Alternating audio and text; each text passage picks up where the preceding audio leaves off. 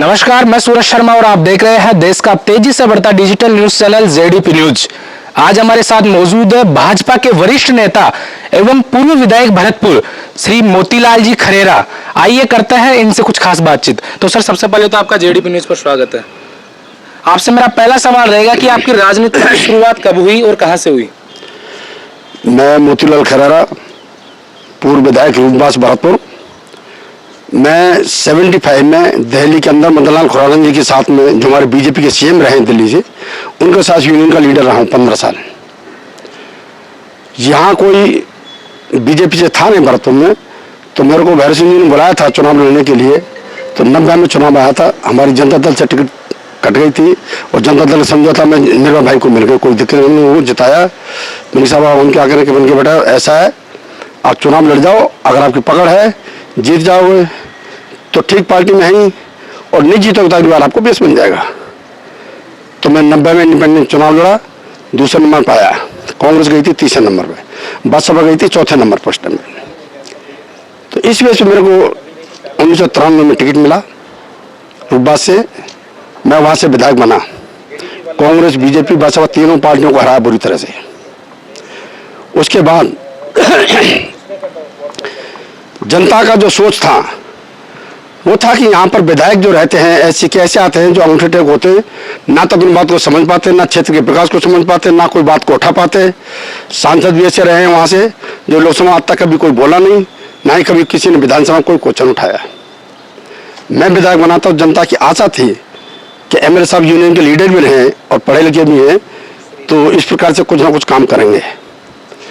तो मैंने सबसे पहले विधायक बनने के बाद में अपने सर्वे करके क्षेत्र का पहली बार मैं विधायक बना। उस टाइम पर पूरे क्षेत्र का सर्वे किया तो लोग डरते थे कि कौन क्या बीमारी आ गई। भाई आप लोगों ने मेरे को वोट दिया है, मैं आपको धन्यवाद देने आया हूँ। आपके समस्याओं को सॉल्व करानी है या क्षेत्र का विकास है, उसके लिए मुझे अपना क्षेत्र का विकास बताएं जिससे मैं कम से कम उसको सॉल्व करा सकूँ। आप भारतीय जनता पार्टी से विधायक बने। विधायक बनने के बाद आपके द्वारा किए गए महत्वपूर्ण कार्य क्या क्या थे? हाँ, महत्वपूर्ण कार्य थे मेरे। जिस जगह पर देश आजाद होने के बाद में 93 तक मेरे क्षेत्र में 50 गांव ऐसे थे जिनमें स्कूलें नहीं थे। सबसे पहले विकास की सीढ़ी होती है शिक्षा। जब शिक्षा का ही अभाव है तो विकास कहाँ से होगा? तो पहले मैंने गुलाब चंद कटारिया जी बहुत अच्छे नजीक, और मैं कहूँगा कि आज गुलाब चंद जी जैसे आज राज्यपाल हैं, हमारे राजस्थान में कोई भी एजुकेशन में ऐसा मिनिस्टर नहीं रहा जिसने जो जिसको मांगा अगले ने वही विकास के लिए, शिक्षा के लिए दिया। तो मेरे को पहले सत्र में ही उन्होंने 50 स्कूल नए खुलवाए। उसके बाद में हाई स्कूल 20-25 सीनियर कराए, अपने सेकेंडरी स्कूल 20-25 कराए। तो इस प्रकार से मेरी वहाँ से विकास की सीढ़ी चालू हुई।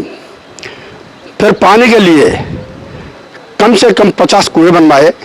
स्कूलों में बिल्डिंग 60 जो 50-60 स्कूल जो नए खेले उनमें बिल्डिंग बनवाई। पुराना हाई स्कूल, सीनियर स्कूल जिनमें बिल्डिंग कम थी, बच्चों को बैठने की जगह नहीं थी, धूप में पड़ते थे, उनको कमरा दिए। जिला परिषद दिलाए, कलेक्टर साहब से दिलाए। अपना बजट तो बात 10 लाख रुपये होता था मात्र, आज 5 करोड़ आ रहा है। फिर भी मैंने इतने काम कराए। उसके बाद में 40 सड़कें आज हमारे बीच नहीं है। ब्रजलाल ठाकुर साहब जो अपने जनता दल जीत के आए थे, हमारे समर्थन सरकार में थे, तो उनसे क्या किया मैंने 40 सड़कें पीडब्ल्यूडी से 40 सड़कें बनवाई। एक एक गांव को रूपबास के अंदर सड़कों से जुड़वाया। चौथा तेरा हमारा विकास था RSC बिजली का। जो गांव हमारे रूपबास में मुश्किल से बैना, रूपबास, रुदावल, उज्जैन, खानवा, इन 4 कस्बों को छोड़कर कहीं गाँव में बिजली नहीं थी।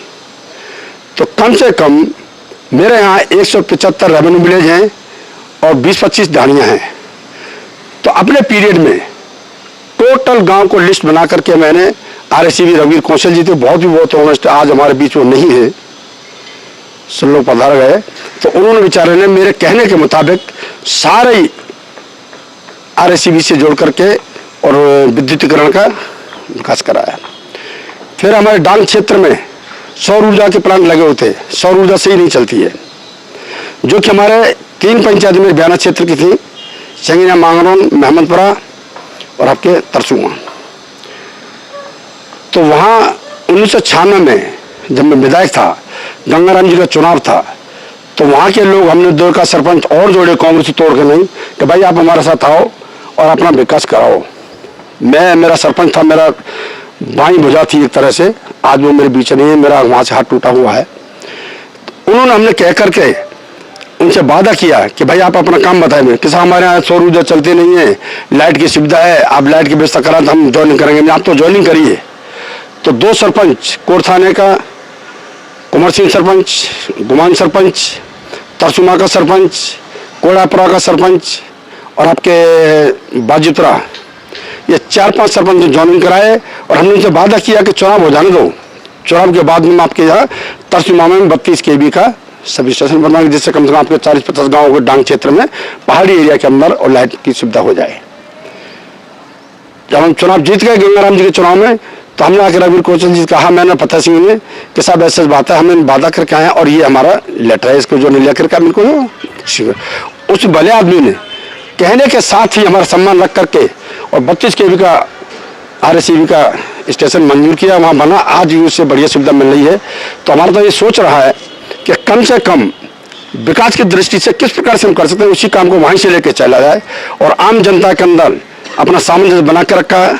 कोई किसी प्रकार का विवाद नहीं होने दिया मेरे क्षेत्र में। मैंने 3 एक्ट जो लोग थी उनमें सामंजस्य कराते कि भाई ना तो किसी को आप फांसी चढ़ा सकते हो 3 एक्ट द्वारा, ना आप किसी को गाँव में चढ़ाना, इसलिए सामंजस्य बना के रखे जाए।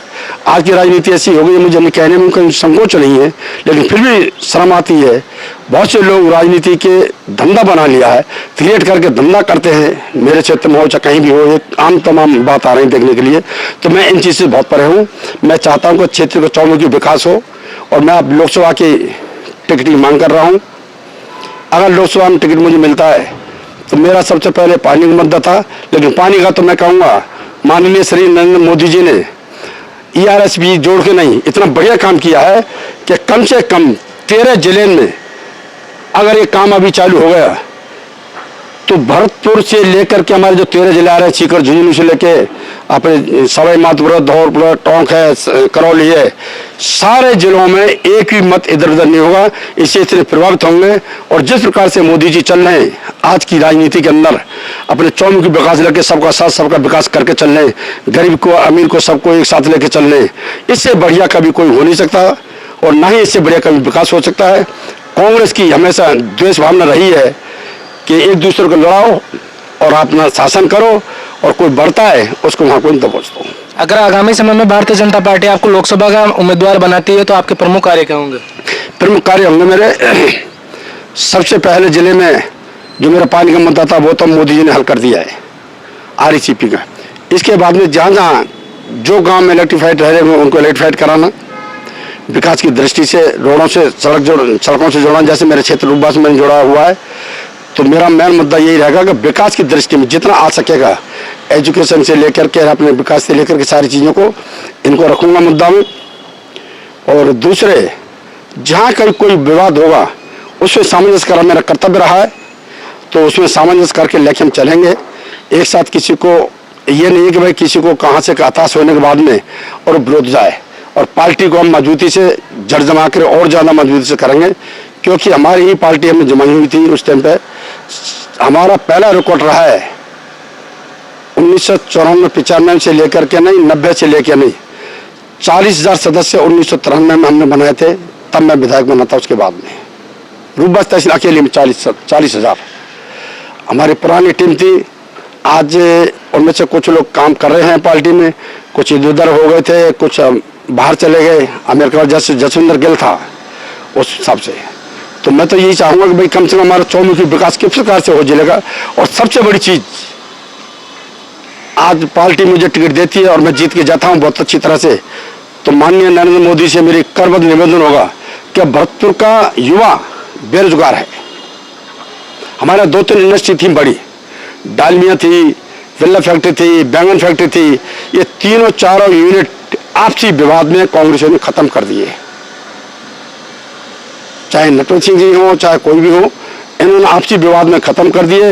मैं पुनः माननीय प्रधानमंत्री जी से कहूँगा, कब निवेदन करेंगे कि सर आपको भरतपुर को बचाना है, पूर्वी संभाग को बचाना है, तो संभाग में 1-2 इंडस्ट्री ऐसी ला दो जिससे कम से कम 10 से 50 हज़ार बच्चों को रोजगार मिल जाए। एक शिफ्ट 10,000 को मिल गया तो कम 3 शिफ्टों में 30-35,000 बच्चों को रोजगार मिलेगा, तो समाज की बेरोजगारी सबसे पहले खत्म हो जाएगी। अभी विधानसभा चुनाव के टाइम पे मैं आपके क्षेत्र में गया था। क्षेत्र में सर आज भी कई गांव ऐसे हैं जहां तालाब का पानी पिया जाता है, साथ ही साथ कई गांव हैं जिसमें बिजली अभी तक नहीं पहुंच पाई है। अगर आप सांसद बनते हो तो क्या ये समस्या दूर हो पाएगी? ये बिल्कुल समझा मैंने। मेरे क्षेत्र में आप जाके देख लीजिए बात में, एक ही गाँव ऐसा नहीं जो इलेक्ट्रीफाइड से नहीं जुड़ा हो, मेरे पीरियड से लेकर आप तक रिकॉर्ड में।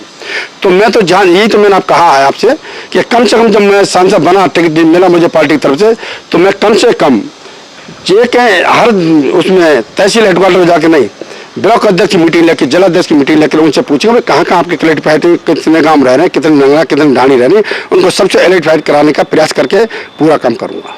सर मुख्यमंत्री जी का गृह क्षेत्र होने के बावजूद भी आज आपके क्षेत्र में भरतपुर में स्कूलों जो पर्याप्त मात्रा में होनी चाहिए वो नहीं है। विद्यार्थियों को कम से कम 10-10 किलोमीटर पैदल जाना पड़ता है। अगर आप सांसद बनते हो तो स्कूल की समस्याओं को उठाओगे? हाँ, स्कूल की समस्या उठाएंगे, और हमारे माननीय मुख्यमंत्री जी इतने प्रभावशाली है, और मैं तो कहूँगा कि हमारे पीरियड में BA BEd करके एजुकेशन की लाइन में टीचर बनने के थे, लेकिन दुर्भाग्य है जो किस्मत होता वही होता है, और आज पहली बार विधायक बन के तुरंत ही CM बन गए। बहुत अच्छा भाग्य है भरतपुर का ये, और मुख्यमंत्री जी को ये अच्छी तरह भली बात हुई है, विदित हुई है उनको कि भाई मुझे क्या करना है भरतपुर के लिए। जहाँ जहाँ स्कूल ग्राम पंचायत पे हेडक्वार्टर पे हाई स्कूल हो चुका, सीनियर हो चुके हैं, और फिर भी अगर कहीं कमी हो, बड़ा गांव हुआ जैसे 1000 से ज़्यादा बड़ा गांव होगा तो उसमें हम हाई स्कूल पढ़ाएंगे, और हर गांव को बच्चों की पढ़ाई की वहीं सुविधा कराएंगे, जिससे बाहर नहीं जाना पड़े, या किसी से एक्सीडेंट का, रोड का, रेलवे क्रॉस करके जाते हैं, उन सब चीज़ों का अनादर न हो या किसी की जान खतरे में ना पड़े। ठीक है सर, बहुत बहुत धन्यवाद। धन्यवाद।